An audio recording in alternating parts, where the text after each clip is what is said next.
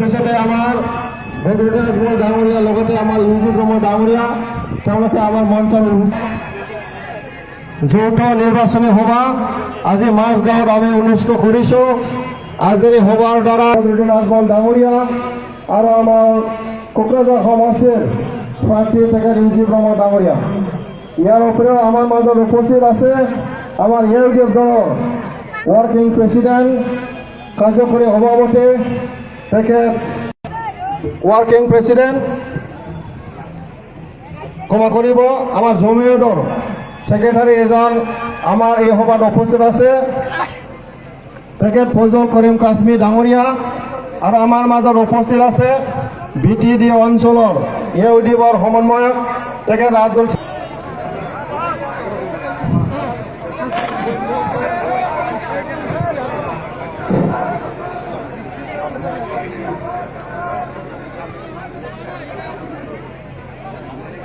hello'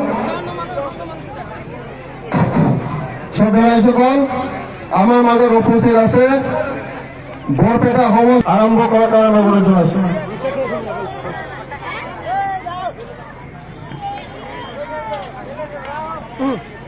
ধন্যবাদ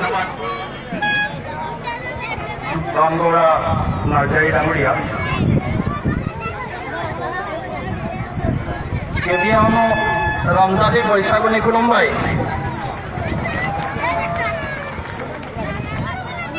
পৰম শ্ৰদ্ধাৰ আজিৰ এই নিৰ্বাচনী সভাৰ মাননীয় সভাপতি সৰ্বভাৰতীয় সংযুক্ত গণতান্ত্ৰিক মৰ্চাৰ মাননীয় সভাপতি হজৰত মৌলানা বদৰুদ্দিন আজমল সাহেব দামত বাৰাকাতুহুম, কাৰ্যকৰী সভাপতি ডক্টৰ আদিত্য লাংথচা ডাঙৰীয়া, বৰপেটা লোকসভা সমষ্টিৰ আমাৰ দলৰ প্ৰাৰ্থী হজৰত হাফিজ মৌলানা ডক্টৰ ৰফিকুল ইছলাম ডাঙৰীয়া, কোকৰাঝাৰ লোকসভা সমষ্টিৰ AIUDFৰ সমৰ্থিত UPPLৰ মনোনীত প্ৰাৰ্থী